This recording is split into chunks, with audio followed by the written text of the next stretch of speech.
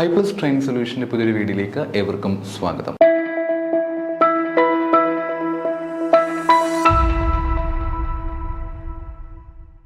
നമ്മൾ ഇന്ന് ഡിസ്കസ് ചെയ്യാനായിട്ട് പോകുന്നത് ഒരു സ്റ്റോറിയിലൂടെ നമ്മൾ സ്റ്റേജസ് ഓഫ് ഇൻ്റർനാഷണലൈസേഷനാണ് ഡിസ്കസ് ചെയ്യാനായിട്ട് പോകുന്നത്.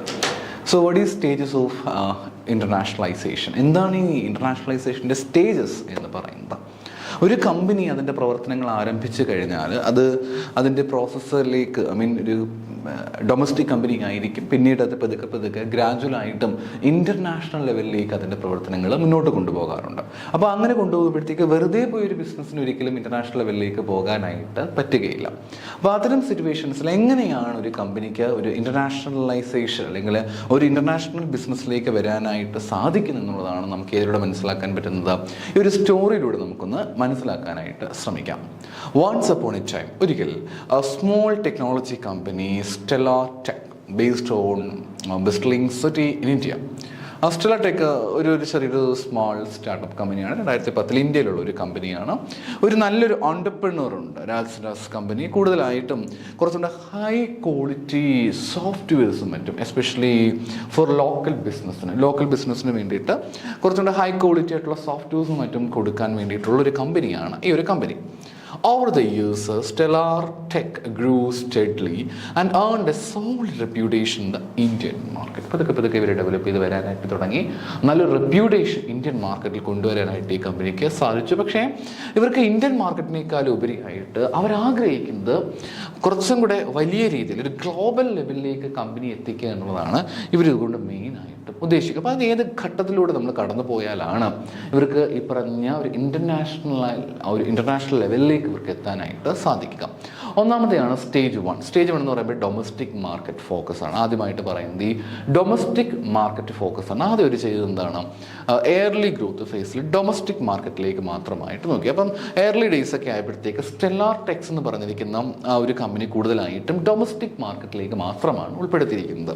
നമ്മൾ ശരിക്കും പറഞ്ഞു കഴിഞ്ഞാൽ ഇതൊരു കഥയിലൂടെ നമ്മൾ എന്ത് പഠിക്കാനായിട്ട് ശ്രമിക്കുകയാണ്? ഈ ഒരു ഇൻ്റർനാഷണലൈസേഷൻ്റെ സ്റ്റേജസ് നമ്മൾ പഠിക്കുവാനായിട്ട് ശ്രമിക്കുകയാണ്. ഒരു കഥയിലൂടെയാണ് നമ്മളത് പഠിക്കുവാനായിട്ട് ശ്രമിക്കുന്നത്. അപ്പം അങ്ങനെ വരുമ്പോഴത്തേക്ക് നമുക്ക് കുറച്ചൊരു ഐഡിയ നമുക്ക് തീർച്ചയായിട്ടും ലഭിക്കുന്നതാണ്. പിന്നെ ഈ ഒരു സ്റ്റേജിലേക്ക് വന്നപ്പോഴത്തേക്ക് കുറച്ചും കൂടെ നല്ല സോഫ്റ്റ്വെയർസും മറ്റുമൊക്കെ സ്മോൾ മീഡിയം സൈസ് ബിസിനസ്സുകൾക്കെല്ലാം പ്രൊവൈഡ് ചെയ്യാൻ ഇവർക്ക് സാധിക്കുന്നുണ്ട്. പക്ഷേ ഒരു പൂർണ്ണമായിട്ടും എവിടെയാണ് കോൺസെൻട്രേറ്റ് ചെയ്യുന്നത്? ഇന്ത്യ എന്ന് പറഞ്ഞിരിക്കുന്ന രാജ്യത്തിൽ മാത്രമാണ് ഇവരുടെ ശ്രദ്ധ കൊടുക്കുന്നത്. ഇവരവിടെ മാത്രമേ കോൺസെൻട്രേറ്റ് ചെയ്യുന്നുള്ളൂ. During this stage stellar tech build A strong relationship. ആ സമയത്ത് ഇവർ അവിടുത്തെ ലോക്കൽ സപ്ലൈസുമായിട്ട് നല്ലൊരു ബന്ധം ഉണ്ടാക്കിയെടുക്കാനായിട്ട് ശ്രമിക്കുന്നുണ്ട്. അതേപോലെ തന്നെ കസ്റ്റമേഴ്സുമായിട്ട് നല്ലൊരു ബന്ധം ഉണ്ടാക്കിയെടുക്കാനായിട്ട് ശ്രമിക്കുന്നുണ്ട്. അങ്ങനെ ഒരുപാട് കാര്യങ്ങൾ ചെയ്ത് ഡൊമസ്റ്റിക് മാർക്കറ്റിലേക്ക് ഇവർ ഭയങ്കര സ്ട്രോങ് ആയിട്ട് വലിയ രീതിയിൽ വളരെ ആക്റ്റീവായിട്ട് നിൽക്കാനായിട്ട് ഇവർ ശ്രമിക്കുകയാണ്. വളരെ ക്രൂഷ്യലാണ്. ഒരു സോളിഡ് ആയിട്ടുള്ള ഫൗണ്ടേഷൻ ഓഫ് എക്സ്പെർട്ടൈസ് തീർച്ചയായിട്ടും കിട്ടുന്നുണ്ട്. ഒരു ഫിനാൻഷ്യൽ സ്റ്റെബിലിറ്റി, ബ്രാൻഡ് ഐഡൻറ്റിറ്റി ഒക്കെ നമുക്ക് ലഭിക്കുന്നുണ്ട് എന്നുള്ളതാണ് ഇതിൻ്റെ ഏറ്റവും പിന്നിലെ ഒരു പ്രധാനപ്പെട്ട കാര്യം എന്ന് പറയുന്നത്. അത്രമേൽ ഇവർ ഡെവലപ്പ് ചെയ്ത് വരുന്നുണ്ട്. ഡൊമസ്റ്റിക് മാർക്കറ്റിൽ അവർ വളരെയധികം സ്ട്രോങ് ആയിട്ട് നിൽക്കുന്ന ഒരു കാഴ്ചയാണ് നമുക്കിവിടെ കാണാൻ പറ്റുന്നത്. എന്നാലും ഈ ഒരു ഫേസ് വന്നപ്പോഴത്തേക്ക് അവർ കൃത്യമായിട്ട് അവർക്ക് ബ്രാൻഡ് ഐഡൻറ്റിറ്റി കിട്ടി. എന്നാലും രാജ് എന്ന് പറഞ്ഞിരിക്കുന്ന ആളാണല്ലോ അതിൻ്റെ പ്രധാനപ്പെട്ട വ്യക്തി എന്ന് പറയുന്നത്. അദ്ദേഹത്തിന് തോന്നുകയാണ് ഡൊമസ്റ്റിക് മാർക്കറ്റിൽ മാത്രം നിന്ന് കഴിഞ്ഞാൽ അവർക്ക് വലിയൊരു വിഷനുണ്ട്. ആ ഒരു വിഷൻ അവർക്ക് നേടിയെടുക്കാനായിട്ട് കഴിയാതെ വരും. അപ്പോൾ അവരുടെ വിഷൻ എന്താണെന്നാണ് നമുക്ക് മനസ്സിലാക്കാൻ സാധിക്കുന്നത്. അവരുടെ വിഷൻ എന്ന് പറഞ്ഞു കഴിഞ്ഞാൽ ഒരു ഗ്ലോബൽ നെയിം കിട്ടുക. അവരുടെ ബിസിനസ് എന്ന് പറയുമ്പോഴത്തേക്ക് കുറച്ചും കൂടെ ഒരു ഗ്ലോബൽ ലെവലിലേക്ക് അവരുടെ പേര് എത്തിച്ചേരുക എന്നുള്ളതാണ് അവരുടെ വിഷൻ എന്ന് പറയുന്നത്. അപ്പം അതിലേക്ക് അവർക്ക് എത്തിച്ചേരാനായിട്ട് പറ്റാതെ വരും എന്നുള്ള കാര്യമായതുകൊണ്ട് ഡൊമസ്റ്റിക്കിൽ മാത്രമായിട്ട് നിൽക്കാൻ രാജ് ഒരുക്കമല്ല. അടുത്ത സ്റ്റെപ്പിലേക്ക് കടക്കുകയാണ്. അടുത്ത സ്റ്റെപ്പ് നമ്മുടെ രണ്ടാമത്തെ സ്റ്റെപ്പാണ് പ്രീ ഇൻ്റർനാഷണലൈസേഷൻ എന്ന് പറയുന്നത്. രണ്ടാമത്തെ ഘട്ടമാണ് എന്ന് പറയുന്നത് പ്രീ ഇൻ്റർനാഷണലൈസേഷൻ എന്ന് പറയുന്നത്. ഇവിടെ അവർ കുറച്ചും കൂടെ ഒക്കെ ഒന്ന് മാർക്കറ്റിനെ റിസർച്ച് ചെയ്യാനായിട്ട് നോക്കുന്നുണ്ട്. അതേപോലെ തന്നെ പ്ലാനിംഗ് ഒക്കെ ചെയ്ത് മുന്നോട്ട് വരാനായിട്ടാണ് ഇവിടെ ശ്രമിക്കുന്നത്. Rajan knew that jumping into international, എനിക്ക് രാജിനെ കൃത്യമായിട്ടും അറിയാം ഒരു ഇൻ്റർനാഷണൽ മാർക്കറ്റിലേക്ക് ഒരു നല്ല പ്രിപ്പറേഷനിൽ അത് എടുത്ത് ചാടുക എന്ന് പറയുന്നത് ഭയങ്കര റിസ്ക്കി ആയിട്ടുള്ളൊരു കാര്യം തന്നെയാണ്. നല്ല രീതിയിൽ അനാലിസിസ് തീർച്ചയായിട്ടും ചെയ്തിട്ടുണ്ട്. അപ്പോൾ അതുകൊണ്ട് തന്നെ ഒരുപാട് ഇൻ്റർനാഷണൽ കോൺഫറൻസുകളൊക്കെ അറ്റൻഡ് ചെയ്യേണ്ടതായിട്ടുണ്ട്. പിന്നെ അതുകൂടാതെ കോമ്പറ്റീറ്റേഴ്സിന് സ്ട്രാറ്റജീസും മറ്റും പഠിക്കേണ്ടതായിട്ടുണ്ട്. അങ്ങനെ കുറേ കാര്യങ്ങൾ ചെയ്യേണ്ടതായിട്ടുണ്ട്. അപ്പം ഒരു മന്ത്സ് ഓഫ് റിസർച്ച്, നമുക്കൊരു മാസങ്ങളുടെ ഒരു റിസർച്ചിൻ്റെ ഫലമായിക്കൊണ്ട് തന്നെ 3 പൊട്ടൻഷ്യൽ മാർക്കറ്റുകൾ ഇവർ കണ്ടെത്തി. ഏതൊക്കെയാണ്? ഒന്ന് യുണൈറ്റഡ് സ്റ്റേറ്റ്സ്, 2 യുണൈറ്റഡ് കിങ്ഡം, മറ്റേത് ഓസ്ട്രേലിയ. 3 പൊട്ടൻഷ്യൽ മാർക്കറ്റുകൾ ഇവർ കണ്ടെത്തുന്ന ഒരു കാഴ്ചയാണ് നമുക്കിവിടെ കാണാനായിട്ട് പറ്റുക. യുണൈറ്റഡ് സ്റ്റേറ്റ്സ് ഉണ്ട്, യുണൈറ്റഡ് കിങ്ഡം ഉണ്ട്, അതേപോലെ ഓസ്ട്രേലിയയും ഇവർ കണ്ടെത്തിയിട്ടുള്ള പ്രധാനപ്പെട്ട 3 ഡിഫറെൻറ്റ് സ്റ്റേറ്റ്സ് ആണ്. അപ്പോൾ അതിലേക്ക് അവർ ഫോക്കസ് ചെയ്യാനായിട്ട് തീരുമാനിച്ചു. ഈ 3 ഏതെങ്കിലും ഒന്നിലേക്ക് അവർക്ക് കോൺസെൻട്രേറ്റ് ചെയ്യേണ്ടതായിട്ട് ഉണ്ട്. During this stage, Raj worked closely with his leadership team to develop an internationalization strategy. ഈ ഒരു സമയത്ത് വളരെ കൃത്യമായിട്ട് ഒന്നായിട്ട് പഠിച്ചിട്ട് ഒരു ഇൻ്റർനാഷണലൈസേഷൻ സ്ട്രാറ്റജി ഡെവലപ്പ് ചെയ്തെടുക്കുകയാണ് രാജ്. എങ്കിലേ അവിടെ എന്ത് ചെയ്യാൻ പറ്റുകയുള്ളൂ, നല്ല രീതിയിൽ ബിസിനസ് ഇൻ്റർനാഷണൽ ലെവലിലേക്ക് കൊണ്ടുവരാനായിട്ട് പറ്റുകയുള്ളൂ. They realized that they had to adopt their product to meet the specific need of each international market. Raj also ഇപ്പം ഒരു നല്ല മാർക്കറ്റിലേക്ക് കിട്ടണം. അപ്പോൾ രാജ് ഒരുപാട് എക്സ്പേർട്ടുകളെ കൊണ്ടുവന്നു. അങ്ങനെ കുറേ കാര്യങ്ങളൊക്കെ രണ്ടാമത്തെ ഘട്ടമായിട്ടുള്ള ഇൻ്റർനാഷണൽ മാർക്കറ്റ്, ഇത് ഓർത്ത് വെക്കണം, എക്സ്പോർട്ടിംഗ് എന്ന് പറഞ്ഞിരിക്കുന്നത്. ഈ ഒരു സ്റ്റേജ് നമ്മുടെ ആരോ മാർക്കറ്റ് ഇട്ട് ചോദിക്കത്തില്ല ആദ്യം മുതൽ അവസാനം വരെ എങ്ങനെയാണ് ഇതിൻ്റെ സ്റ്റേജിൻ്റെ അറേഞ്ച്മെൻ്റ് ഒക്കെ ചെയ്യാനായിട്ട് ചോദിക്കുക. അപ്പം അങ്ങനെ വന്നപ്പോഴത്തേക്ക് എക്സ്പോർട്ടിംഗ് ആദ്യം ചെയ്തു. ഓക്കെ, ആ എക്സ്പോർട്ടിങ്ങിലൂടെ കുറേയൊക്കെ ഐഡിയ കിട്ടി. എക്സ്പോർട്ടിങ് കഴിഞ്ഞപ്പോഴത്തേക്ക് പിന്നെ പതുക്കെ ഫോറിൻ ഡയറക്റ്റ് ഇൻവെസ്റ്റ്മെൻറ്റിലേക്ക് വരുന്നുണ്ട്. അപ്പോൾ കുറച്ചും കൂടെ ഒരു ഇൻ്റർനാഷണൽ എക്സ്പാൻഷനിലേക്ക് വരികയാണ്. ഏറ്റവും സേഫസ്റ്റ് ആയിട്ട് നമുക്ക് ഇൻ്റർനാഷണലൈസേഷനിലേക്ക് പോകാൻ കഴിയുന്നത് ഏതാണെന്ന് വെച്ച് കഴിഞ്ഞാൽ എക്സ്പോർട്ടിംഗ് ആണ്. എക്സ്പോർട്ടിങ്ങിലൂടെയാണ് നമുക്ക് ഏറ്റവും സിമ്പിളായിട്ട് നമുക്ക് ഇൻ്റർനാഷണൽ ബിസിനസ്സിലേക്ക് വരാനായിട്ട് പറ്റുക. That's the first thing. പിന്നീട് ഫോറിൻ ഡയറക്റ്റ് ഇൻവെസ്റ്റ്മെൻറ്റിലേക്ക് വരുന്നൊരു രീതിയാണ് അടുത്തത്. കുറച്ച് കഴിഞ്ഞപ്പോഴത്തേക്ക് ഡെവലപ്മെൻറ്റ്സ് ഒക്കെ കിട്ടി, ബെറ്ററായിട്ട് കാര്യങ്ങളൊക്കെ പോകുന്നുണ്ട്. അങ്ങനെയാണെങ്കിൽ ഇപ്പോഴത്തേക്ക് ഇതിലേക്ക് വരാനായിട്ട് പറ്റും, ഫോറിൻ ഇൻവെസ്റ്റ്മെൻറ്റിലേക്ക് വരാനായിട്ട് സാധിക്കും. So success of exporting laid the foundation for Stellar Tech to take a more substantial step towards the internationalization. അപ്പം പതുക്കെ കൊണ്ട് ഇതിലേക്ക് വരാനായിട്ട് തുടങ്ങി. ഒരു ഇൻ്റർനാഷണലൈസേഷനിലേക്ക് ഇവർ വരാനായിട്ട് തുടങ്ങുകയാണ്. രാജ് അങ്ങനെ കുറേ കൂടെ കാര്യങ്ങളൊക്കെ റിയലൈസ് ചെയ്ത ശേഷം ഫോറിൻ ഓപ്പറേഷൻസിലേക്ക് വരാനായിട്ട് ഇവർ തീരുമാനിച്ചു. ഹി ഡിസൈഡ് ടു ദയം. അങ്ങനെ പതുക്കെ നോക്കിയിട്ട് എന്ത് ചെയ്യാൻ തുടങ്ങി, ഫോറിൻ ഡയറക്റ്റ്. ഇത് ഭയങ്കര റിസ്ക്കിയാണ് ഫോറിൻ ഡയറക്റ്റ് ഇൻവെസ്റ്റ്മെൻറ്റ് എന്ന് പറയുന്നത്. എന്നാലും നല്ല പഠനമുണ്ടെങ്കിൽ തീർച്ചയായിട്ടും പറ്റും. അങ്ങനെ അവരവിടെ ഒരു ബിസിനസ്സൊക്കെ ആരംഭിച്ചു. അങ്ങനെ ആ ഒരു ഫോറിൻ കൺട്രിയിൽ ബിസിനസ്സൊക്കെ ആരംഭിക്കുകയാണ് ചെയ്തത്. പിന്നീട് അവർ മെർജേഴ്സിലേക്കും അക്വിസിഷൻ സ്റ്റേജിലേക്കൊക്കെ വരുന്ന കാഴ്ചകൾ നമുക്കിവിടെ കാണാനായിട്ട് പറ്റും. പക്ഷേ ഈ ഒരു ഘട്ടത്തിലേക്കൊക്കെ എത്തുമ്പോഴത്തേക്ക് കൂടുതൽ കോംപ്ലിക്കേഷൻസിലേക്ക് നമ്മുടെ കാര്യങ്ങൾ പോകുന്നു. എന്നിരുന്നാൽ പോലും ഇൻ്റർനാഷണൽ ലെവലിലേക്ക് ബിസിനസ് എത്തിക്കണമെന്നുള്ള അതിയായ താല്പര്യമുള്ളത് കൊണ്ട് തന്നെ, ഇൻ്റർനാഷണൽ ലെവലിലേക്ക് അവരുടെ ബിസിനസ് എത്തിക്കണമെന്നുള്ള വളരെ വലിയ രീതിയിലുള്ള ഒരു താല്പര്യമുള്ളത് കൊണ്ട് തന്നെ ഈ കാര്യങ്ങളെല്ലാം ഈസി ആയിട്ട് രാജന് ചെയ്യുവാനായിട്ട് കഴിഞ്ഞു എന്നുള്ളതാണ് ഇതിൻ്റെ ഏറ്റവും വലിയ പ്രത്യേകത. പിന്നീട് ഗ്ലോബൽ മെച്യൂരിറ്റി ആൻഡ് സ്ട്രാറ്റജിക് അലയൻസിലേക്ക് വരുന്നൊരു കാഴ്ചയാണ് നമുക്ക് കാണാൻ പറ്റും. ഇതൊക്കെ നമ്മുടെ ഡിഫറെൻറ്റ് സ്റ്റേജസുകളാണ്, പല ഘട്ടങ്ങളിലൂടെ കടന്നു പോവുകയാണ് ചെയ്യുന്നത്. അങ്ങനെ ഒരു സ്ട്രാറ്റജിക് അലയൻസിലൂടെയൊക്കെ വന്ന് ആ ഒരു ബിസിനസ് ഏറ്റവും ബെസ്റ്റ് ലെവലിലേക്ക് വരികയാണ് ചെയ്യുന്നത്. അപ്പോൾ ഇവിടെ നമുക്ക് പല രീതികൾ കാണാനായിട്ട് പറ്റും. ഒരു ഡൊമസ്റ്റിക് ഫോക്കസ് ആദ്യം കൊടുക്കുക എന്നുള്ളതാണ് നമുക്ക് ആദ്യമായിട്ട് ചെയ്യാനായിട്ട് പറ്റുന്ന കാര്യം. പിന്നീട് പ്രീ ഇൻ്റർനാഷണലൈസേഷൻ ഉണ്ട്, പിന്നെ ഇൻ്റർനാഷണൽ മാർക്കറ്റ് എൻട്രി ഉണ്ട്, ഫോറിൻ ഡയറക്റ്റ് ഇൻവെസ്റ്റ്മെൻറ്റ് ഉണ്ട്, മെർജേഴ്സ് ആൻഡ് അക്വിസിഷൻ ഉണ്ട്, ഗ്ലോബൽ മെച്യൂരിറ്റി ഒക്കെയാണ് ഇതിൻ്റെ പല ഘട്ടങ്ങൾ എന്ന് പറയുന്നത്. അപ്പോൾ ഒന്ന് ഓർത്തിരുന്നാൽ മതി കേട്ടോ, ഇതൊക്കെയാണ് ഡിഫറെൻറ്റ് സ്റ്റേജസ് എന്നുള്ള കാര്യം. പിന്നീട് നമ്മൾ ഫോക്കസ് ചെയ്യേണ്ട മറ്റൊരു ഏരിയയാണ് നാഫ്റ്റ എന്ന് പറഞ്ഞിരിക്കുന്ന ഏരിയ. മറ്റൊരു ഏരിയയാണ് എന്ന് പറഞ്ഞിരിക്കുന്നത് നാഫ്റ്റ. നാഫ്റ്റയുടെ ഫുൾ ഫോം കൃത്യമായിട്ടും പഠിച്ചു വെക്കണം. എത്രയോ തവണ പരീക്ഷകൾക്ക് ചോദിച്ചിരിക്കുന്നു. One of the important portions in our syllabus. അത്രമേൽ ഇമ്പോർട്ടൻ്റ് ആണ്. നിങ്ങൾ HSST കോമേഴ്സ് എക്സാമിനേഷന് വേണ്ടിയിട്ട് പ്രിപ്പയർ ചെയ്യുന്നവരാണെങ്കിൽ this is one of the important portions in your syllabus. You have to study this thing. വളരെ കൃത്യമായിട്ട് പഠിച്ചു വെക്കേണ്ടത് ഒരു കാര്യമാണ് ഇത്. സോ നാഫ്റ്റയുടെ ഫുൾ ഫോം ഫസ്റ്റ് പഠിച്ചു വെക്കണം. North American Free Trade Agreement. എന്താണ് നാഫ്റ്റ എന്ന് പറഞ്ഞു കഴിഞ്ഞാൽ? North American Free Trade Agreement എന്ന് പറയുന്നത് ഇവിടെ 3 രാജ്യങ്ങളാണ് ഇതിനകത്തുള്ളത്. യുണൈറ്റഡ് സ്റ്റേറ്റ്സ്, കാനഡ, മെക്സിക്കോ, 3 രാജ്യങ്ങൾ ചേർന്നിട്ടാണുള്ളത്.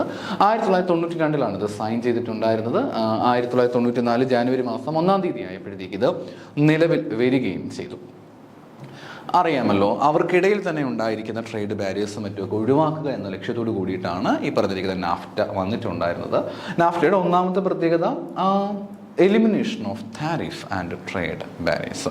താരിഫുകൾ ഒഴിവാക്കുക എന്നുള്ളതാണ് പ്രധാനമായിട്ടും അവർ ചെയ്തത്. അതായത് അവർക്കിടയിൽ തന്നെയുള്ള താരിഫുകളും മറ്റുമൊക്കെ ഒഴിവാക്കുക എന്നുള്ളതാണ്.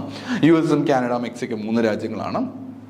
അപ്പം ഈ 3 രാജ്യങ്ങൾക്കിടയിൽ ഉണ്ടായിരിക്കുന്ന താരിഫ് മറ്റ് കാര്യങ്ങളുമൊക്കെ ഒഴിവാക്കുക എന്നുള്ളതാണ് ഇവരുടെ മേജറായിട്ടുണ്ടായിരുന്ന പർപ്പസ് എന്ന് പറയുന്നത്. അപ്പോൾ കുറച്ചും കൂടെ എളുപ്പത്തിൽ എന്ത് ചെയ്യാനായിട്ട് പറ്റും, ഫ്രീ ആയിട്ട് അങ്ങോട്ടും ഇങ്ങോട്ടും ഗുഡ്സും മറ്റുമൊക്കെ ട്രാൻസ്ഫർ ചെയ്യാനായിട്ട് സാധിക്കും എന്നുള്ളത് കൊണ്ട് അതാണ് ആദ്യമായിട്ട് ചെയ്തത്. പിന്നെ അങ്ങോട്ട് പോകെ ഈ താരിഫ് അഗ്രികൾച്ചറൽ പ്രോഡക്റ്റുള്ള താരിഫുകൾ, അതേപോലെ ഇൻഡസ്ട്രിയൽ ഗുഡ്സിലൊക്കെ ഉള്ള താരിഫുകൾ, പിന്നീട് മാനുഫാക്ചർ ഐറ്റത്തിലുള്ള താരിഫുകളൊക്കെ പതുക്കെ ഒഴിവാക്കി കൊണ്ടുവരുന്നുണ്ടായിരുന്നു. പിന്നെ ഉള്ളത് ട്രേഡ് ആൻഡ് സർവീസ് ആണ്. നാഫ്റ്റ എപ്പോഴും സർവീസുകളിൽ ലിബറലൈസ് ചെയ്യാറുണ്ട്. ലൈക്ക് നിങ്ങൾ ഈ 3 രാജ്യങ്ങൾ അങ്ങോട്ടും ഇങ്ങോട്ടും കൈമാറ്റം ചെയ്യപ്പെടുന്ന ടെലികമ്മ്യൂണിക്കേഷൻ ആണെങ്കിലും ഫൈനാൻഷ്യൽ സർവീസുകളാണെങ്കിലും ട്രാൻസ്പോർട്ടേഷൻസ് ആണെങ്കിലും ഇവിടെ എല്ലാം തന്നെയും ഇവരെന്ത് ചെയ്യുന്നു വെച്ച് കഴിഞ്ഞാൽ ഇത് ഈസി ആയിട്ട് അവർ പ്രൊമോട്ട് ചെയ്യും. കുറച്ചും കൂടി ഈസി ആയിട്ട് അവർക്ക് ഈ സർവീസുകൾ അങ്ങോട്ടും ഇങ്ങോട്ടും കൈമാറ്റം ചെയ്യാൻ കുറച്ചും കൂടെ എളുപ്പമായിരിക്കും. അപ്പോൾ കുറച്ചും കൂടി എന്ത് ചെയ്യാനായിട്ട് പറ്റും, ഈ ഒരു ബാങ്കിങ് സെക്ടേഴ്സ് ആണെങ്കിലും ഇൻഷുറൻസ് ഒക്കെ സർവീസിനകത്ത് വരുന്നതാണല്ലോ, അപ്പോൾ അത് കുറച്ചും കൂടി ഈസി ആയിട്ട് അവർക്ക് കാര്യങ്ങൾ മാനേജ് ചെയ്ത് പോകാനായിട്ട് സാധിക്കുന്നു എന്നുള്ളതിൻ്റെ മറ്റൊരു പ്രത്യേകത. പിന്നെ ഇൻവെസ്റ്റ്മെൻറ്റിൻ്റെ പ്രൊട്ടക്ഷന് വേണ്ടിയിട്ട് കുറേ കാര്യങ്ങൾ ചെയ്യുന്നുണ്ട്. NAFTA include provisions to protect investments between 3 countries. 3 രാജ്യങ്ങൾ തമ്മിലുള്ള ഇൻവെസ്റ്റ്മെൻറ്റുകൾ പ്രൊട്ടക്ട് ചെയ്യാനായിട്ട് നാഫ്റ്റ നന്നായിട്ട് ശ്രമിക്കുന്നുണ്ടായിരുന്നു. ലൈക്ക് മറ്റ് ബുദ്ധിമുട്ടുകളോ കാര്യങ്ങളൊന്നും ഇല്ലാതെ അവർ നമ്മുടെ ഇൻവെസ്റ്റ്മെൻറ്റ് കുറച്ചും കൂടെ വൃത്തിയായിട്ട് പ്രൊട്ടക്ട് ചെയ്യാനായിട്ട് പറ്റുന്നുണ്ടായിരുന്നു. ലൈക്ക് ഡിസ്പ്യൂട്ടുകൾ എന്തെങ്കിലുമൊക്കെ ഉണ്ടാവുകയാണെങ്കിൽ, പ്രശ്നങ്ങൾ എന്തെങ്കിലുമൊക്കെ ഉണ്ടാവുകയാണെങ്കിൽ, പരസ്പരം പ്രശ്നങ്ങൾ ഉണ്ടാകാതിരിക്കത്തില്ലല്ലോ, തീർച്ചയായിട്ടും പ്രശ്നങ്ങൾ ഉണ്ടാകുന്നതാണ്. അപ്പോൾ അങ്ങനെ പ്രശ്നങ്ങളും പ്രോബ്ലംസ് ഒക്കെ ഉണ്ടാവുകയാണെങ്കിൽ അതിനൊക്കെ ഒന്ന് സോൾവ് ചെയ്തുകൊണ്ട് ഇൻവെസ്റ്റേഴ്സ് പ്രൊട്ടക്ഷൻ തീർച്ചയായിട്ടും ഇവർ കൊടുക്കുന്നുണ്ടായിരുന്നു. പിന്നെ ഇൻ്റലക്ച്വൽ പ്രോപ്പർട്ടി റൈറ്റ്സ് നമുക്കൊരിക്കലും പറയാതിരിക്കുവാൻ കഴിയുകയില്ല. ഇൻ്റലക്ച്വൽ പ്രോപ്പർട്ടി റൈറ്റ്സ് എന്ന് പറയുമ്പോഴത്തേക്ക് കുറച്ചും കൂടെ അവരുടെ ഈ പേറ്റൻറ്റ്, ട്രേഡ് മാർക്ക് അങ്ങനെയൊക്കെയുള്ള കാര്യങ്ങളാണല്ലോ ഇൻ്റലക്ച്വൽ പ്രോപ്പർട്ടി റൈറ്റ്സ് എന്ന് പറയുക. അപ്പോൾ അവർ തമ്മിൽ അങ്ങോട്ടും ഇങ്ങോട്ടും IPRൻ്റെ കാര്യങ്ങളൊക്കെ കുറച്ചും കൂടെ കാര്യങ്ങൾ ലിബറലായിട്ട് കൊടുക്കാനായിട്ട് ഇവർക്ക് കഴിയുന്നു എന്നുള്ളതാണ് ഇതിൻ്റെ പ്രത്യേകത. പിന്നെ ലേബർ ആൻഡ് എൻവയോൺമെൻറ്റൽ സ്റ്റാൻഡേർഡ്സിലുണ്ട്. NAFTA include side agreements to address labour and environment. ഒരുപാട് ലേബർ ഇഷ്യൂസ് ഉണ്ടായിരിക്കും, അതേപോലെ എൻവയോൺമെൻറ്റൽ ഇഷ്യൂസ് മറ്റ് കാര്യങ്ങളൊക്കെ ഉണ്ട്. അപ്പോൾ അങ്ങനെയൊക്കെ വരുമ്പോഴത്തേക്കും അതൊക്കെ കൃത്യമായിട്ടും ഒഴിവാക്കാനായിട്ടുള്ള ഒരു ശ്രമം നമുക്കിവിടെ കാണാനായിട്ട് പറ്റും. പിന്നെ North American agreement on labour corporation, അതേപോലെ North American agreement on environmental corporation, ഇതൊക്കെ ഓർത്ത് വെക്കേണ്ട വളരെ പ്രധാനപ്പെട്ട ചില വാക്കുകളാണ്. North American agreement on labour corporation, North American agreement on environmental corporation തുടങ്ങിയിട്ടുള്ള കാര്യങ്ങളൊക്കെ കൃത്യമായിട്ടും ഇവിടെ എസ്റ്റാബ്ലിഷ് ആവുകയും അതിലൂടെ പിന്നെ ലൈക്ക് ഈ ഇങ്ങനൊരു കാര്യങ്ങൾ കൊണ്ടുവന്നത് കൂടി ഈ പറഞ്ഞ ലേബേഴ്സുമായിട്ട് ബന്ധപ്പെട്ട കാര്യങ്ങളാണെങ്കിലും എൻവയോൺമെൻറ്റുമായിട്ട് ബന്ധപ്പെട്ട് വരുന്ന കാര്യങ്ങളാണെങ്കിലും ഒക്കെ ഒരുപാട് പ്രോബ്ലംസ് അവിടെ ഒഴിവാക്കാനായിട്ട് പറ്റുകയും ചെയ്യുന്നുണ്ട്. പിന്നെ അടുത്താണ് റൂൾ ഓഫ് ഓറിജിൻ. നാഫ്റ്റ വളരെ സ്ട്രിക്റ്റ് ആയിട്ട് തന്നെ ഒരു റൂൾ ഓഫ് ഓറിജിൻ ഉണ്ട്. ഈ താരിഫ്, നിങ്ങൾ ഈ ഒരു പ്രോഡക്റ്റിന് താരിഫ് വേണമോ വേണ്ടായോ എന്ന് തീരുമാനിക്കുന്നതിൻ്റെ മേജർ ക്രൈറ്റീരിയ എന്ന് പറഞ്ഞിരിക്കുന്നത് തന്നെ റൂൾസ് ഓഫ് ഒറിജിൻ ആണ്. What is rules of origin? Rules of origin എന്ന് പറയുമ്പോഴത്തേക്ക് ഇത് എവിടെയാണ് ഈ പറഞ്ഞിരിക്കുന്ന പ്രോഡക്റ്റുകൾ പ്രൊഡ്യൂസ് ചെയ്തിരിക്കുന്നത് എന്നുള്ളതാണ് അതിൻ്റെ പ്രധാനമായിട്ടുമുള്ള പോയിന്റ് എന്ന് പറഞ്ഞിരിക്കുന്നത്. അപ്പം നാഫ്റ്റയിലാണെങ്കിൽ അവർക്ക് ബെനിഫിറ്റ്സ് ലഭിക്കുന്നതായിരിക്കും. എല്ലാ പുറത്തുള്ളതാണെങ്കിൽ താരിഫ് തീർച്ചയായിട്ടും അത്യാവശ്യം നന്നായിട്ട് തന്നെ ചാർജ് ചെയ്യപ്പെടുന്നതാണ്. ഇനി നാഫ്റ്റ കൊണ്ടുള്ള ബെനിഫിറ്റ് എന്താണെന്ന് വെച്ച് കഴിഞ്ഞാൽ, ഒന്ന് എക്കോണമിക് ഗ്രോത്ത് ആണ് നമുക്ക് ആദ്യമായിട്ട് കാണാൻ കഴിയുന്നത്. സാമ്പത്തികപരമായിട്ടൊരു വളർച്ച നമുക്ക് നാഫ്റ്റയുടെ ഏറ്റവും വലിയ പ്രത്യേകതയായിട്ട് നമുക്ക് കാണാനായിട്ട് പറ്റും. US-ഉം അതേപോലെ തന്നെ കാനഡയും മെക്സിക്കോയും ഒക്കെ തമ്മിലുള്ള ഒരു ബന്ധം നമുക്കിവിടെ കൃത്യമായിട്ടും എൻഷുർ ചെയ്ത് പോകാനായിട്ട് സാധിക്കുന്നുണ്ട്. 3 രാജ്യങ്ങൾ തമ്മിലും കൃത്യമായിട്ടും വളരെ നല്ല രീതിയിൽ തന്നെ ഒരു ഇമ്പ്രൂവ്മെൻറ്റ് തീർച്ചയായിട്ടും അവർക്കിടയിൽ ഉണ്ടാകുന്നുണ്ടായിരുന്നു. അതൊരു വലിയൊരു ഗുണം തന്നെയാണ് എക്കണോമിക് ഗ്രോത്ത് എന്ന് പറഞ്ഞിരിക്കുന്നത്.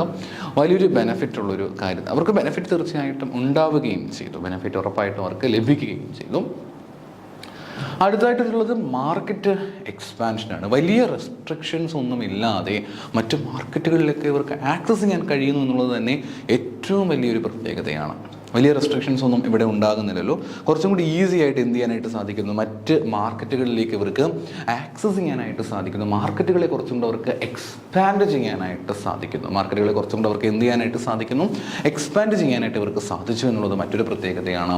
ജോബ് ഒരുപാട് തൊഴിൽ അവസരങ്ങൾ ക്രിയേറ്റ് ചെയ്യുവാനായിട്ട് നാഫ്റ്റ സഹായിച്ചിരുന്നു. പിന്നെ ഈ താരിഫ് പോലെയുള്ള പരിപാടികളൊന്നും ഇല്ലാത്തത് കൊണ്ട് തന്നെ കുറച്ചും കൂടെ എന്ത് ചെയ്യാനായിട്ട് സാധിക്കുന്നുണ്ട്, ഇവർക്ക് ഈ പ്രോഡക്റ്റ് കുറച്ചും കൂടി ഈസി ആയിട്ടും പ്രൈസ് കുറച്ച് ലോ പ്രൈസിലായിട്ട് കൊടുക്കാനായിട്ട് സാധിക്കുകയും ചെയ്തു. പക്ഷേ അത്രത്തോളം എളുപ്പമാണെന്ന് നമുക്ക് പറയാനായിട്ട് പറ്റുകയില്ല.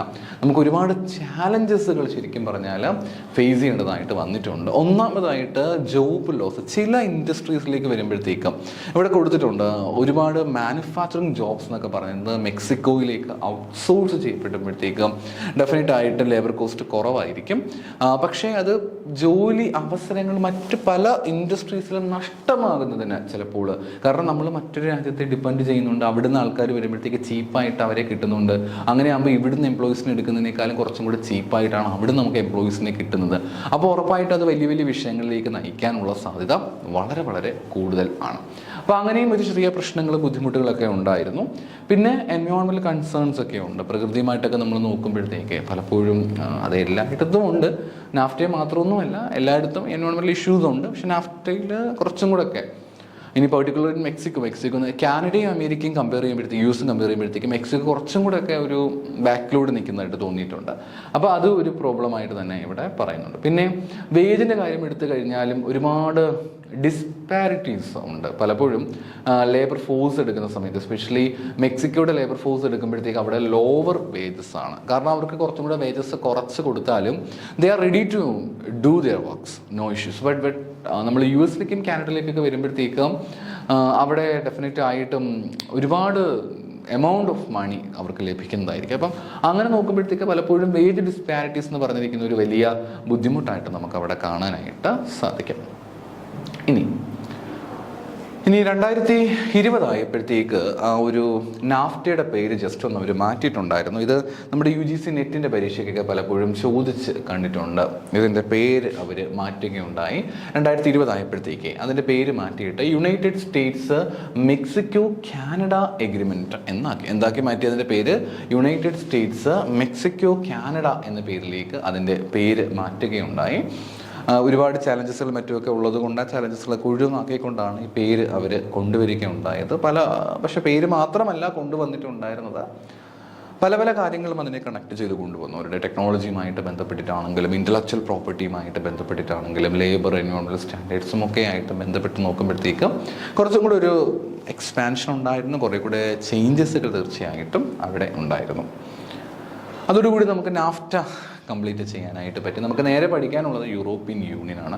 യൂറോപ്യൻ യൂണിയൻ എന്ന് പറഞ്ഞു കഴിഞ്ഞാൽ 27 യൂറോപ്യൻ കൺട്രീസാണ് നമുക്ക് യൂറോപ്യൻ യൂണിയനിൽ. എത്ര കൺട്രീസ് ഉണ്ട്? 27 കൺട്രീസാണ് യൂറോപ്പിലുള്ള, 27 രാജ്യങ്ങളാണ് യൂറോപ്യൻ യൂണിയനിൽ ഉള്ളത്. It was established to promote greater economic integration, cooperation and peace in the region. ഇത് എന്തിനാണ് എസ്റ്റാബ്ലിഷ് ചെയ്തിരിക്കുന്നത്? കുറച്ചും കൂടി ഒരു ഗ്രേറ്റർ എക്കോണമിക് ഇൻ്റഗ്രേഷന് വേണ്ടിയിട്ട്, അതേപോലെ കോപ്പറേഷന് വേണ്ടിയിട്ട്, ആ റീജിയനിലുള്ള പീസിന് വേണ്ടിയിട്ടൊക്കെയാണ് ഇത് ഇൻട്രൊഡ്യൂസ് ചെയ്തിട്ടുണ്ടായിരുന്നത്.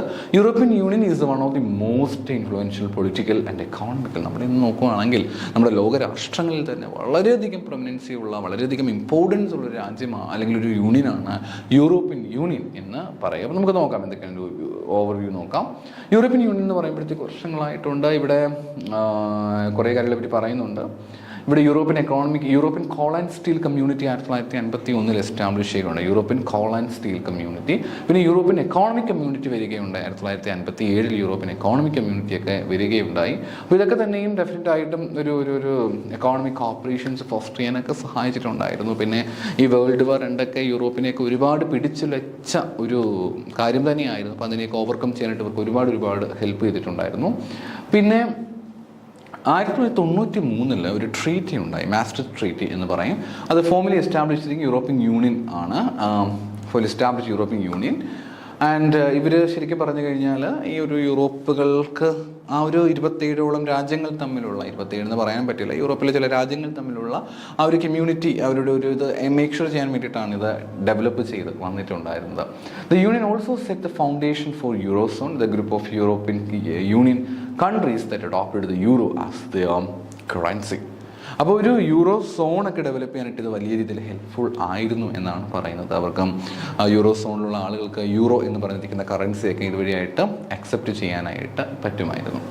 യൂറോപ്പിൻ്റെ കീ ഒബ്ജക്റ്റീവ്സ് എന്ന് പറഞ്ഞാൽ ഒന്നാമതായിട്ട് ലക്ഷ്യം പറയുന്നത് ഇങ്ങനെയാണ്: നിങ്ങൾക്ക് അവിടെ ഒരു പീസ് ആൻഡ് സ്റ്റെബിലിറ്റി ഉറപ്പ് വരുത്താനായിട്ട് പറ്റും. പീസും സ്റ്റെബിലിറ്റിയും ഉറപ്പ് വരുത്തുക. പിന്നെ ഒരു സിംഗിൾ മാർക്കറ്റ്, 27ഓളം രാജ്യങ്ങളുണ്ട് എങ്കിലും എല്ലാ രാജ്യങ്ങളും കൂടെ ചേർന്ന് കൊണ്ട് ഒരു സിംഗിൾ മാർക്കറ്റ് ഓപ്പർച്യൂണിറ്റി പ്രൊവൈഡ് ചെയ്യുക. അവരുടെ ഗൂഡ്സിനാണെങ്കിലും സർവീസിനാണെങ്കിലും ലേബറിനാണെങ്കിലും അതേപോലെ തന്നെ ക്യാപിറ്റലാണെങ്കിലും ഒക്കെ ഒരു സിംഗിൾ മാർക്കറ്റ് പ്രൊവൈഡ് ചെയ്യാനായിട്ട് പറ്റുക എന്നുള്ളത് ഇവരുടെ മറ്റൊരു ലക്ഷ്യമായിട്ട് നമുക്ക് കാണാനായിട്ട് പറ്റും. പിന്നീട് അവരുടെ സോഷ്യൽ ആയിട്ടുള്ളൊരു ഡെവലപ്മെൻറ്റ്, എക്കോണമിക് ആയിട്ടുള്ള ഡെവലപ്മെൻ്റ് ഒക്കെ മറ്റൊരു ലക്ഷ്യമായിട്ട് പറയാൻ സാധിക്കുന്നു. പിന്നെ ഡെമോക്രസി, ഹ്യൂമൻ റൈറ്റ്സ് പോലെയുള്ള കാര്യങ്ങൾ പ്രൊട്ടക്റ്റ് ചെയ്യുക. പിന്നെ ഗുഡ്സ് 27 രാജ്യങ്ങൾ തമ്മിൽ അങ്ങോട്ടും ഇങ്ങോട്ടും ഗുഡ്സും സർവീസും മറ്റുമൊക്കെ കൊടുക്കുമ്പോൾ അത് ആ ഒരു ഫ്രീ മൂവ്മെൻറ്റ് തീർച്ചയായിട്ടും ഉറപ്പ് വരുത്തേണ്ടതായിട്ടുണ്ട്. പിന്നെ ഫോറിൻ ആൻഡ് സെക്യൂരിറ്റി പോളിസീസും മറ്റുമൊക്കെ ഉണ്ടെങ്കിൽ അത് കൃത്യമായിട്ടും കോർഡിനേറ്റ് ചെയ്യുക തുടങ്ങിയിട്ടുള്ള കാര്യങ്ങളായിരുന്നു ഇവരുടെ പ്രധാനപ്പെട്ട ഫങ്ഷണൽസ് എന്ന് പറയുക. എന്തൊക്കെയായിരുന്നു? ഒന്ന്, promote peace and stability and single market establish ചെയ്യുക. പിന്നെ മൂന്നാമതായിട്ട് economic and social development, protect human rights, then ensure free movement of goods and services, capitals. നമ്മൾ 4 ഫ്രീഡംസ് എന്നാണ് കേട്ടോ അതിനെ അറിയപ്പെടുക. ഏതൊക്കെയാണ്? People, goods, service and capital. Then last foreign and security പോളിസീസും മറ്റുമൊക്കെ ഉണ്ടെങ്കിൽ അതിനെ കോർഡിനേറ്റ് ചെയ്യുക. ഇനി യൂറോപ്യൻ യൂണിയനകത്തുള്ള കീ ഇൻസ്റ്റിറ്റ്യൂഷൻസ് ഏതൊക്കെയാണെന്ന് വെച്ച് കഴിഞ്ഞാൽ ഒന്നാമത്തെയാണ് യൂറോപ്യൻ കമ്മീഷൻ. ആദ്യത്തേതാണ് യൂറോപ്യൻ കമ്മീഷനാണ് നമുക്ക് ആദ്യമായിട്ട് കാണാൻ സാധിക്കുന്ന പ്രീമിയർ ഇൻസ്റ്റിറ്റ്യൂട്ട് എന്ന് പറയുക. എന്താണ് നമുക്ക് നോക്കാം. The European Commission acts as an executive branch of the European Union, proposing legislation, implementing decisions and managing day-to-day operations of the European Union day-to-day operationsുമായിട്ട് ബന്ധപ്പെട്ട് വരുന്ന കാര്യങ്ങളും അതേപോലെ തന്നെ ലെജിസ്ലേഷനുമായിട്ട് ബന്ധപ്പെട്ട പ്രപ്പോസൽ കൊടുക്കുക, പിന്നെ ലെജിസ്ലേഷനും മറ്റും കൃത്യമായിട്ട് ഇംപ്ലിമെൻറ്റ് ചെയ്യുന്നതുമായിട്ട് ബന്ധപ്പെട്ട് അങ്ങനെ ഒരു എക്സിക്യൂട്ടീവ് ബോഡിയായിട്ട് നമുക്ക് കാണാനായിട്ട് കഴിയുന്ന ഒന്നാണ് എന്ന് പറഞ്ഞിരിക്കുന്നത് യൂറോപ്യൻ കമ്മീഷൻ എന്ന് പറയുന്നത്. പിന്നെ യൂറോപ്യൻ പാർലമെൻറ്റാണ് അടുത്തതായിട്ട് പറഞ്ഞിരിക്കുന്നത്. യൂറോപ്യൻ പാർലമെൻറ്റ് എന്ന് പറയുമ്പോഴത്തേക്ക് യൂറോപ്യൻ യൂണിയൻ്റെ ഒരു ലെജിസ്ലേറ്റീവ്, മറ്റേത് എക്സിക്യൂട്ടീവ് ആണെങ്കിൽ ഇതെന്താണ്, ലെജിസ്ലേറ്റീവ് ആയിട്ടുള്ള ഒരു ബോഡിയാണ്. It is directly elected by European Union citizens. ഡയറക്റ്റായിട്ടായിരിക്കും ആരെ എലക്ട് ചെയ്യുക? യൂറോപ്യൻ പാർലമെൻറ്റിനെ എലക്ട് ചെയ്യുക. ഡിസിഷൻ മേക്കിംഗ് അവർക്ക് എടുക്കാനായിട്ട് പറ്റും. അതേപോലെ തന്നെ യൂറോപ്യൻ യൂണിയനുമായിട്ട് തന്നെ ബന്ധപ്പെട്ടുകൊണ്ട് തന്നെ ഇവർ പറയുകയും യൂറോപ്യൻ യൂണിയനുമായിട്ട് ബന്ധപ്പെട്ട ബജറ്റുകളൊക്കെ അവതരിപ്പിക്കുക, ലോസും മറ്റുമൊക്കെ പാസ് ചെയ്യുക. ഇതൊക്കെയാണ് ഇവരുടെ പ്രധാനപ്പെട്ട ജോബായിട്ട് കണക്കാക്കുന്നത്. അടുത്തയാണ് council of the European Union. യൂറോപ്യൻ്റെ കൗൺസിലിനാണ് പേരാണ് നമുക്ക് കാണാനായിട്ട് പറ്റുന്നത്. കൗൺസിൽ ഓഫ് യൂറോപ്യൻ യൂണിയൻ നമ്മളതിനെ വിളിക്കുന്ന മറ്റൊരു പേരാണ് council of ministers. Council of യൂറോപ്പിനെ നമ്മൾ വിളിക്കുന്ന മറ്റൊരു പേരെന്താണ്? കൗൺസിൽ ഓഫ് മിനിസ്റ്റേഴ്സ് എന്ന് വിളിക്കുന്നു. ഇവരാണ് ശരിക്കും പറഞ്ഞു കഴിഞ്ഞാൽ represent the government of member സ്റ്റേറ്റിലെ ഗവൺമെൻറ്റുകൾ റെപ്രസെൻറ്റ് ചെയ്യുന്ന ആൾക്കാരാണ് ഈ കൗൺസിൽ ഓഫ് യൂറോപ്യൻ യൂണിയൻ എന്നുള്ള പേരിൽ അറിയപ്പെടുക. It works with European parliament to pass laws and make consideration key decisions on European policies. ഇവർ കൃത്യമായിട്ട് യൂറോപ്യൻ പാർലമെൻറ്റുമായിട്ട് ഇവർ നന്നായിട്ട് വർക്ക് ചെയ്യുകയും അതിനുശേഷം അതുവഴിയായിട്ട് ഇവർക്ക് ഡെഫിനറ്റായിട്ടും ഡിസിഷൻസും മറ്റുമൊക്കെ എടുക്കുകയൊക്കെ ചെയ്യുക എന്നുള്ളതാണ് ഈ പറഞ്ഞിരിക്കുന്ന കൗൺസിൽ ഓഫ് യൂറോപ്യൻ യൂണിയൻ്റെ പ്രധാനപ്പെട്ട ലക്ഷ്യം. പിന്നെ യൂറോപ്യൻ കോർട്ട് ഓഫ് ജസ്റ്റിസ് ഉണ്ട്. ഈ കോർട്ട് എന്ന് പറയുന്നത് നമുക്കറിയാമല്ലേ, കോടതികളാണ്. അപ്പോൾ യൂറോപ്യൻ കോർട്ട് ഓഫ് ജസ്റ്റിസ് എന്ന് പറയുമ്പോഴത്തേക്ക് യൂറോപ്യൻ ലോ എന്ന് പറഞ്ഞിരിക്കുന്ന ഇൻ്റർപ്രറ്റ് ചെയ്തിരിക്കുന്നതൊക്കെ കൃത്യമായ രീതിയിൽ തന്നെയാണോ, അതോ ഇവർ ഈ പറഞ്ഞ ജനങ്ങൾക്ക് ഒരു പ്രശ്നം ഉണ്ടാക്കുന്ന രീതിയിലാണോ ഈ കാര്യങ്ങളൊക്കെ ചെയ്തിരിക്കുന്നത്? എല്ലാ സ്റ്റേറ്റുകളിലും ഇവർ കൃത്യമായിട്ട് തന്നെയാണോ ഉള്ളത്? പിന്നെ ഈ ഡിസ്പ്യൂട്ടുകളൊക്കെ ഉണ്ടെങ്കിൽ അതിൻ്റെയൊക്കെ ഒരു ഡിസോൾവ് ചെയ്യുന്നതുമായിട്ടൊക്കെ ബന്ധപ്പെട്ടുകൊണ്ട് ഒരുപാട് കാര്യങ്ങൾ നമുക്ക് കാണാൻ കഴിയുന്ന ഒന്നാണ് എന്ന് പറഞ്ഞിരിക്കുന്നത് യൂറോപ്യൻ കോർട്ട് ഓഫ് ജസ്റ്റിസ് എന്ന് പറയുക. പിന്നെയുള്ള ഒരു ടോപ്പിക്കാണ് യൂറോപ്യൻ സെൻട്രൽ ബാങ്ക്. അടുത്തതാണ് യൂറോപ്യൻ സെൻട്രൽ ബാങ്കാണ്. യൂറോപ്യൻ സെൻട്രൽ ബാങ്ക് എന്ന് പറയുമ്പോഴത്തേക്ക് they manages the monetary policy of the eurozone. നമ്മുടെ യൂറോ സോണിൽ യൂറോ കറൻസിയുമായിട്ടൊക്കെ ബന്ധപ്പെട്ട കാര്യങ്ങൾ നമ്മൾ പഠിക്കുകയുണ്ടായല്ലോ. അപ്പോൾ അവിടെയുള്ള കറൻസീസും ഒക്കെ മാനേജ് ചെയ്യുന്ന ഒരു സെൻട്രൽ ബാങ്കാണ് എന്ന് പറഞ്ഞിരിക്കുന്നത് യൂറോപ്യൻ സെൻട്രൽ ബാങ്ക് എന്ന് പറയുക. ഇവർ കുറച്ചും കൂടെ കൂടുതലായിട്ടും നമ്മുടെ നാട്ടിലൊക്കെ സെൻട്രൽ ബാങ്കുകൾ ചെയ്യുന്ന അതേ പരിപാടി തന്നെയാണ് ഇവരും പ്രോപ്പറായിട്ട് ചെയ്തുകൊണ്ടേയിരിക്കുന്നത്. അവിടെ പ്രൈസ് സ്റ്റെബിലിറ്റി കൃത്യമായിട്ട് മേക്ക് ഷുവർ ചെയ്യാൻ വേണ്ടിയിട്ടാണ് ഇവർ ശ്രമിക്കുന്നത്. ഇനി അടുത്തിടെ നമുക്ക് പഠിക്കാനായിട്ടുള്ളത് what are the 4 freedoms of the European Union. European യൂണിയനിലെ പ്രധാനപ്പെട്ട 4 ഫ്രീഡംസ് ഏതൊക്കെയാണ് നമുക്ക് നോക്കാം. 4 ഫ്രീഡംസ് എന്ന് പറയും. 4 ഫ്രീഡംസ് ആണ് ഇവർക്ക് പ്രധാനമായിട്ടുമുള്ളത്. ഒന്നാമത്തെ ഫ്രീഡമാണ് freedom of movement of goods. ആദ്യത്തെ ഫ്രീഡം ഏതാണ്? Freedom of movement of goods. നമ്മുടെ ഗുഡ്സും മറ്റുമൊക്കെ മൂവ് ചെയ്യുന്നതിനുള്ള ഫ്രീഡമാണ് ആദ്യത്തെ ഒരു ഫ്രീഡം എന്ന് പറയുന്നത്. No tariff code or customs duties are imposed on goods moving between European union members. ഇവിടെ ആദ്യം നോക്കേണ്ടത് നമ്മൾ ഗുഡ്സും മറ്റുമൊക്കെ മൂവ് ചെയ്യുമ്പോഴത്തേക്ക് കുറച്ചും കൂടെ ഫ്രീ ആയിട്ട് മൂവ് ചെയ്യാനുള്ള പ്രൊവിഷൻസ് ഉണ്ടായിരിക്കണം. രണ്ടാമത്തേതാണ് സർവീസുകളും മറ്റുമൊക്കെ മൂവ് ചെയ്യുന്ന സമയത്തോ ഫ്രീ ആയിട്ട് മൂവ് ചെയ്യാനുള്ള പ്രൊവിഷൻസ് ഉണ്ടായിരിക്കണം.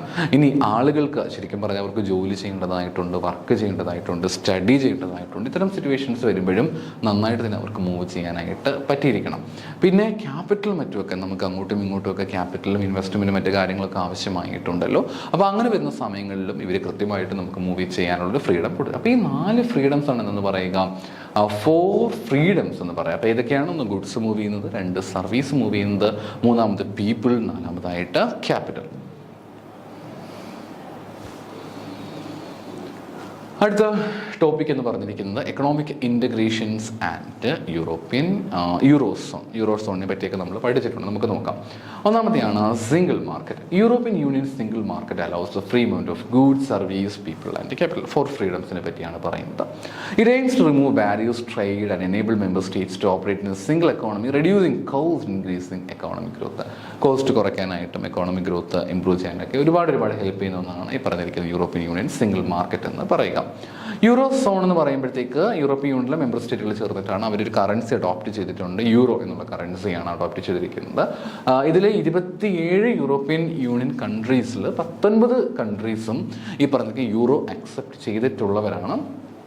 പിന്നെ യൂറോപ്യൻ സെൻട്രൽ ബാങ്ക് എന്ന് പറഞ്ഞൊരു ബാങ്കുണ്ട്. ഇവരാണ് കൃത്യമായിട്ട് യൂറോയുടെ കാര്യങ്ങളൊക്കെ മാനേജ് ചെയ്യുന്നതും പിന്നെ യൂറോ സോണിനകത്തുള്ള കൺട്രീസ് തമ്മിലുള്ള ട്രാൻസാക്ഷൻസും മറ്റു കാര്യങ്ങളുമൊക്കെ പ്രോപ്പറായിട്ട് മാനേജ് ചെയ്യുന്നത് യൂറോപ്യൻ സെൻട്രൽ ബാങ്ക് ആണെന്ന് കൃത്യമായിട്ടും ഓർത്തു വെക്കണം. അടുത്തത് യൂറോപ്യൻ യൂണിയൻ എക്സ്റ്റേണൽ റിലേഷൻസ് ആണ് നമുക്കിനി അടുത്തതായിട്ടുള്ളത്. European Union plays a significant role in international relations including നമുക്ക് ഔട്ട്സൈഡ് ആയിട്ടുള്ള ആളുകളുമായിട്ട് ഇവർക്ക് നല്ലൊരു ബന്ധം തീർച്ചയായിട്ടുമുണ്ട്. First of all European Union definite ആയിട്ടും നോൺ യൂറോപ്യൻ യൂണിയൻ കൺട്രീസുമായിട്ടൊക്കെ നന്നായിട്ടൊരു എൻഗേജ്മെൻറ്റിലേക്ക് അവരിരിക്കുകയും അവരുമായിട്ട് സംസാരിക്കുകയും നെഗോഷിയേറ്റ് ചെയ്യുകയും എഗ്രിമെൻറ്റിലൊക്കെ ഏർപ്പെടാറുണ്ട്. പിന്നെ ഡെവലപ്മെൻറ്റ് അസിസ്റ്റൻസും മറ്റുമൊക്കെ ഉണ്ട്. ഇപ്പോൾ ഡെവലപ്പിംഗ് കൺട്രീസും മറ്റുമൊക്കെ ആണെങ്കിൽ അവർക്ക് ഡെവലപ്മെൻറ്റിനുള്ള അസിസ്റ്റൻസും മറ്റുമൊക്കെ ഇവർ പ്രൊവൈഡ് ചെയ്യാറുണ്ട്. പിന്നെ മറ്റുള്ള രാജ്യങ്ങളുമായിട്ടൊക്കെ ആണെങ്കിൽ ഡിപ്ലോമസി വളരെ ഇമ്പോർട്ടൻ്റ് ആണ്. സെക്യൂരിറ്റിയൊക്കെ ഒരു കൃത്യമായിട്ട് മേക്ക് ഷുവർ ചെയ്ത് പോകാറുണ്ട്. അപ്പോൾ ഇത്രയുമാണ് എനിക്ക് ഇതിൽ യൂറോപ്യൻ എക്സ്റ്റേണൽ റിലേഷൻസ് അതെനിക്ക് പറയാനായിട്ടുള്ളത്. അപ്പോൾ ഇത്രയും കാര്യങ്ങൾ കൃത്യമായിട്ട് നിങ്ങൾ പഠിക്കുക. നമുക്ക് മറ്റൊരു വീഡിയോ ആയിട്ട് വീണ്ടും കാണാം. Thank you.